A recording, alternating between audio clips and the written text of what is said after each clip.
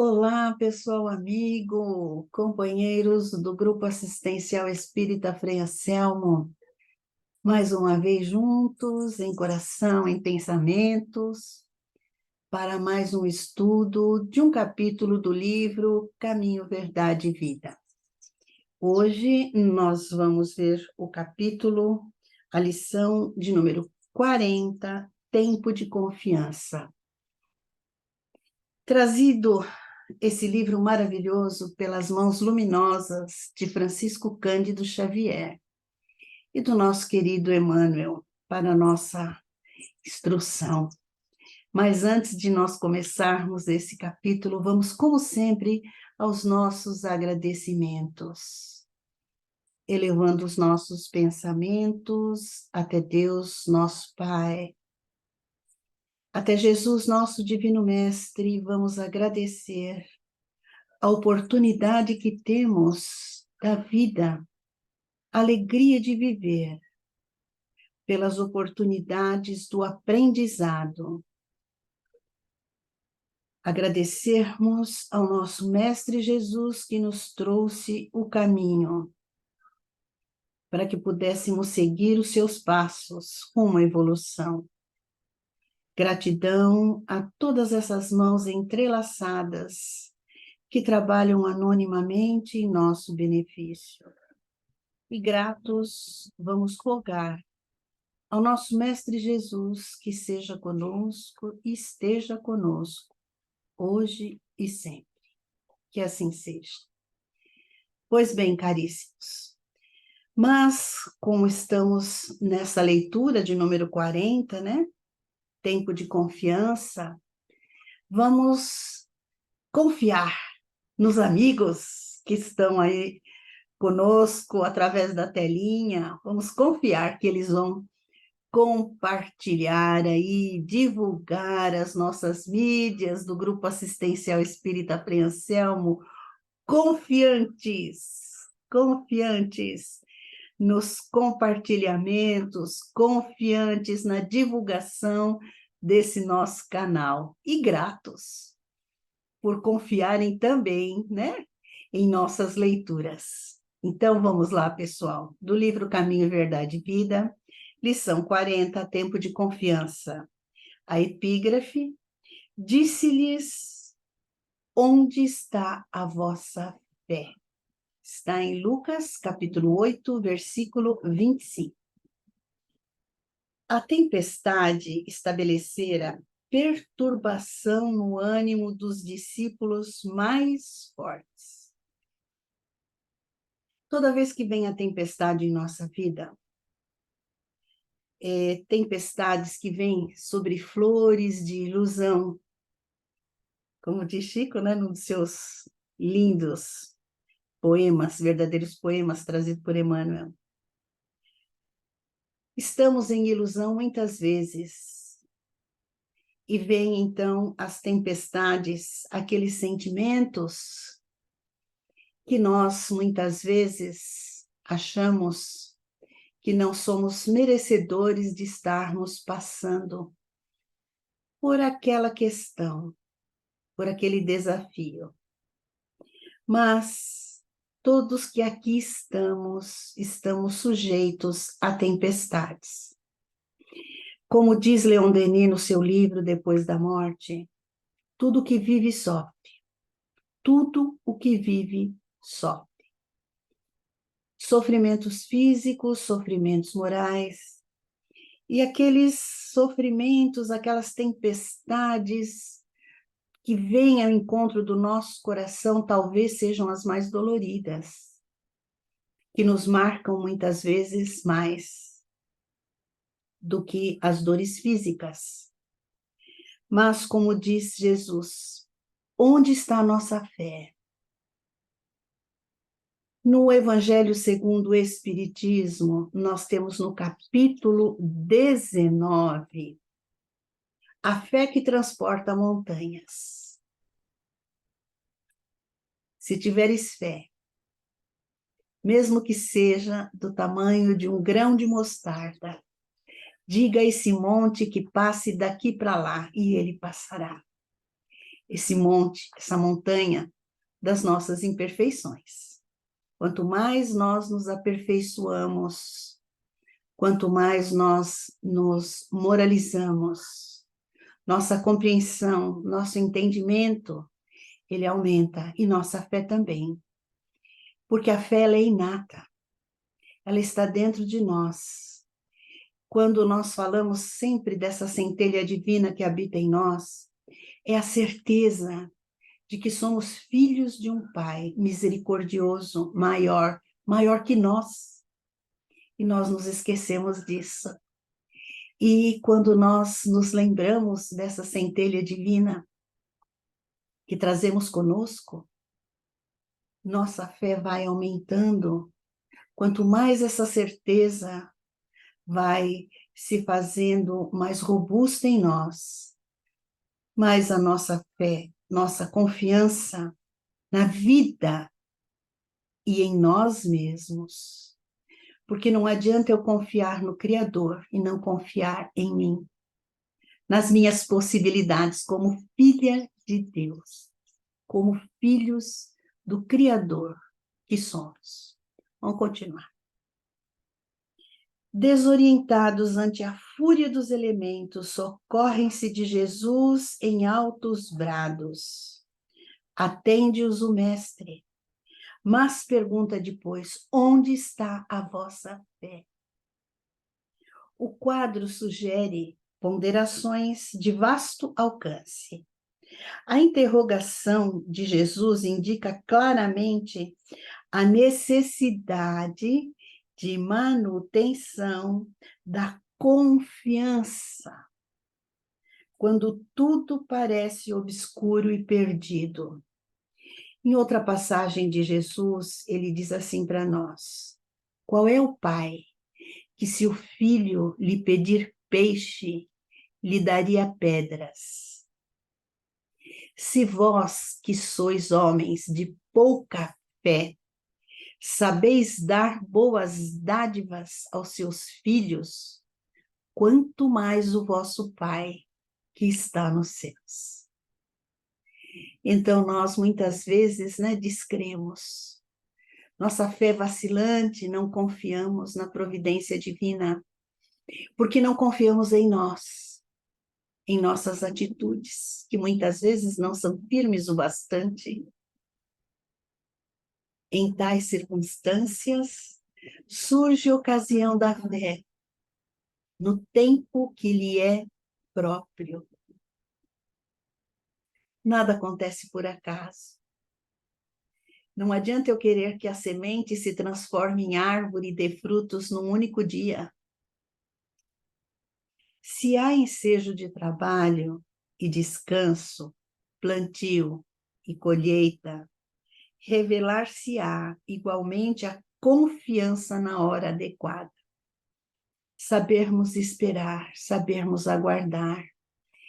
A gestação do humano leva 9 meses.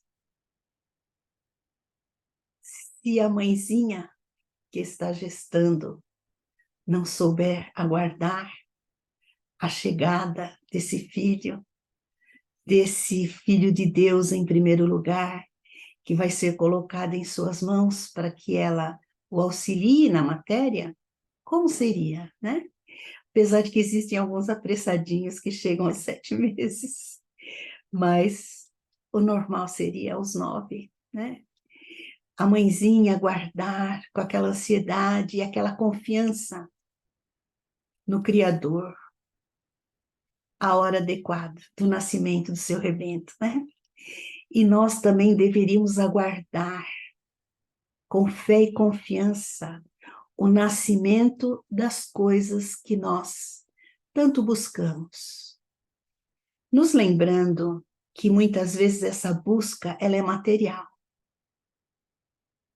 Ansiamos pela matéria, pelo material, em ter, em possuir, quando na realidade nós precisamos ser e não ter. Ter o necessário e sermos muito. Ninguém exercitará otimismo quando todas as situações se conjugam para o bem-estar. É difícil demonstrar-se amizade nos momentos felizes. Nós nos alegramos, né, com a alegria e felicidade dos nossos amigos, com as suas realizações, dos nossos filhos, dos nossos familiares. Pelo menos assim recomenda Jesus, né? Que nós nos alegremos com a alegria do nosso próximo, com a felicidade. Mas é difícil.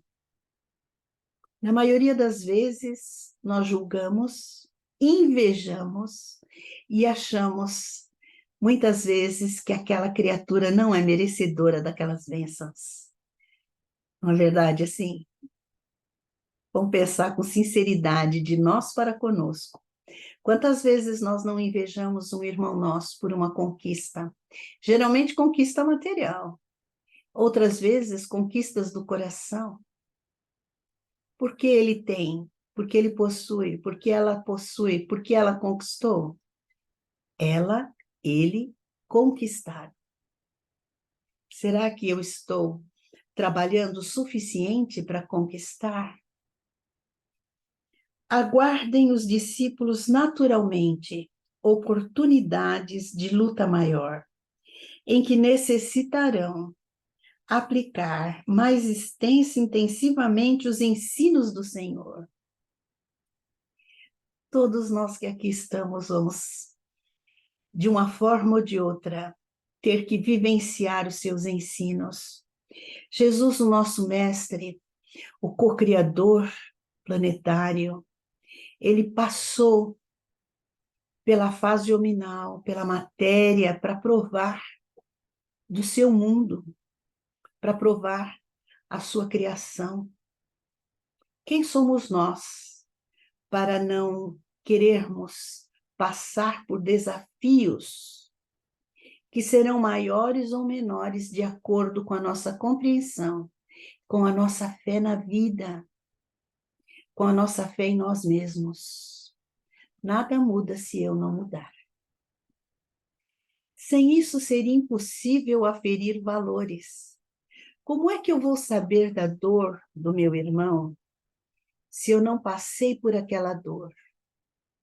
Como é que eu vou saber da intensidade daquele sentimento se eu nunca senti? Então eu preciso provar para poder avaliar o que o meu irmão está passando. Na alegria, na tristeza, no desafio. Na atualidade dolorosa, na atualidade dolorosa, inúmeros companheiros invocam a cooperação direta do Cristo. E o socorro vem sempre, porque a infinita misericórdia celestial. Mas, vencida a dificuldade, esperem a indagação. Onde está a vossa fé? Então, quando o Emmanuel coloca aqui para nós que o socorro vem sempre. Quando nós estamos estudando Espiritismo, quando nós estamos estudando Evangelho, nós vamos perceber a importância dos nossos pensamentos. No Evangelho segundo o Espiritismo, no capítulo que eu já citei, no 19, A Fé que Transporta Montanhas, no item 5º, no item 5, eu vou fazer aqui uma leitura desse item, para a gente entender o que é que Jesus está falando aqui para nós. O poder da fé tem aplicação direta e especial na ação magnética. Graças a ela, o homem age sobre o fluido, agente universal. Modifica-lhe as qualidades, dá-lhe o impulso, por assim dizer, irresistível. Eis porque aquele que alia um grande poder fluídico normal, uma fé ardente, pode operar unicamente pela sua vontade, dirigida para o bem.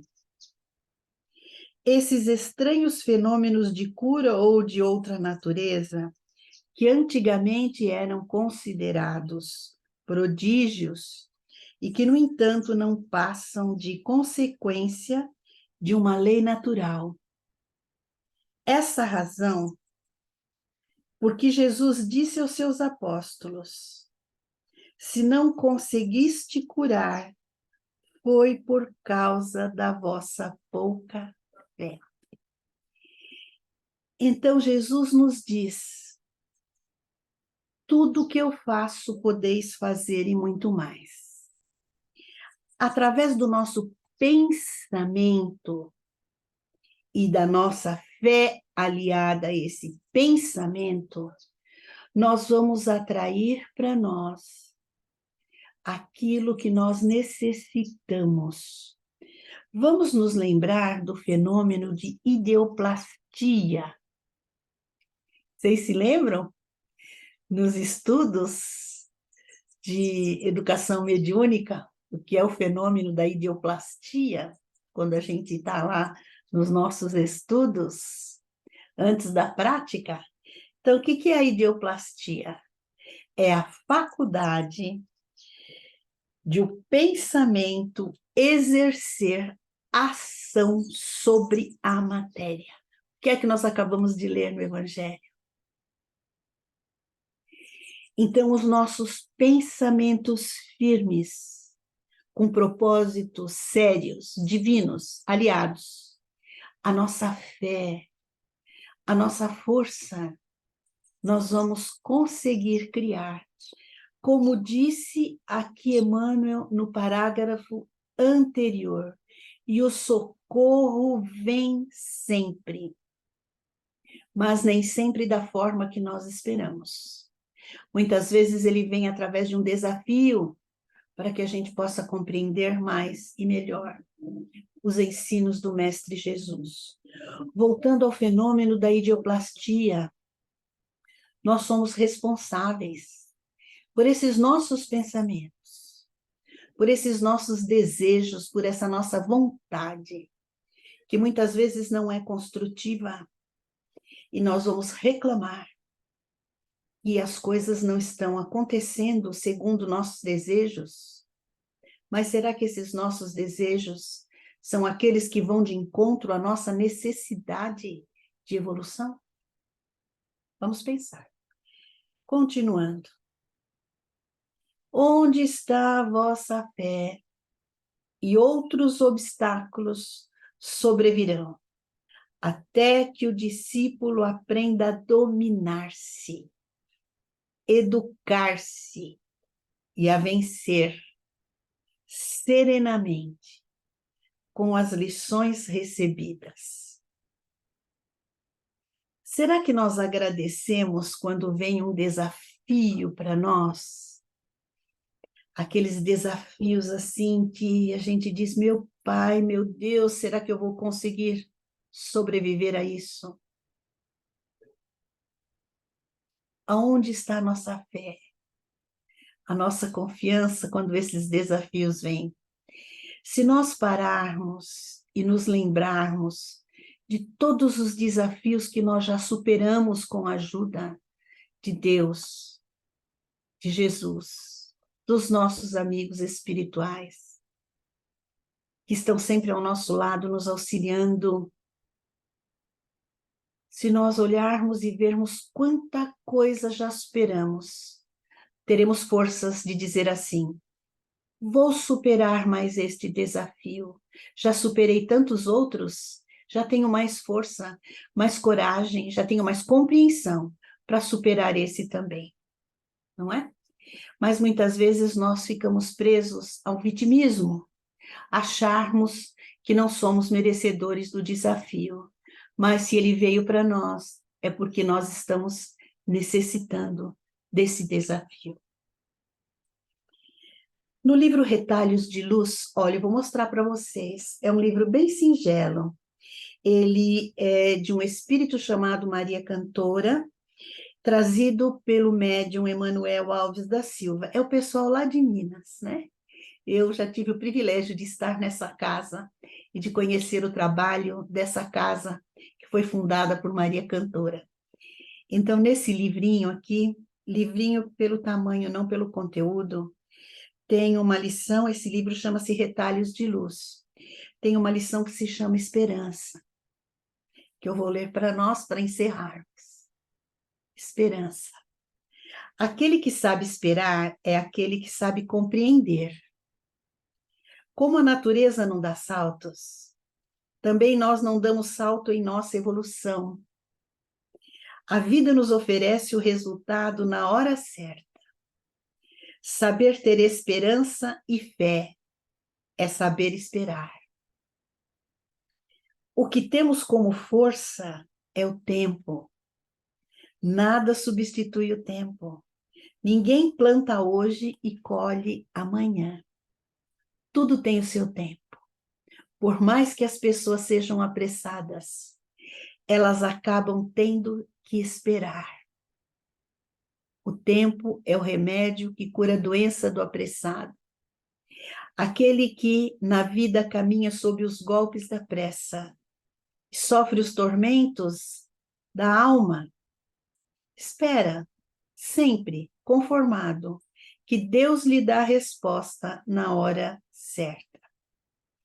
Mas precisamos ter fé, esperança e darmos tempo ao tempo, para que estejamos amadurecidos para recebermos as questões que tanto nós rogamos ao Pai. Tudo vai depender daquilo que eu estou promovendo para mim mesma, a evolução em mim, a fé que eu estou desenvolvendo no Criador, na vida e em mim. Eu preciso ter fé em mim também, nas minhas atitudes, ter perseverança, confiança, fé. Essa fé, do tamanhinho de um grão de mostarda, e que vai remover todas essas montanhas que estão aí para serem removidas por nós, com o amparo de Jesus. Caríssimos, gratidão imensa por estarem comigo em mais esta oportunidade. E vamos juntos rogar a Deus, nosso Pai, e a Jesus, nosso Divino Mestre, que possamos ser instrumentos de paz, que possamos ser instrumentos dóceis de amor e de luz. Mestre amado, nos envolva com sua luz, com seu amor, hoje e sempre. Gratidão. Caríssimos, vou solicitar mais uma vez que compartilhem os nossos vídeos, que curtam as nossas páginas, para a gente alcançar cada vez mais esses corações amigos. A paz.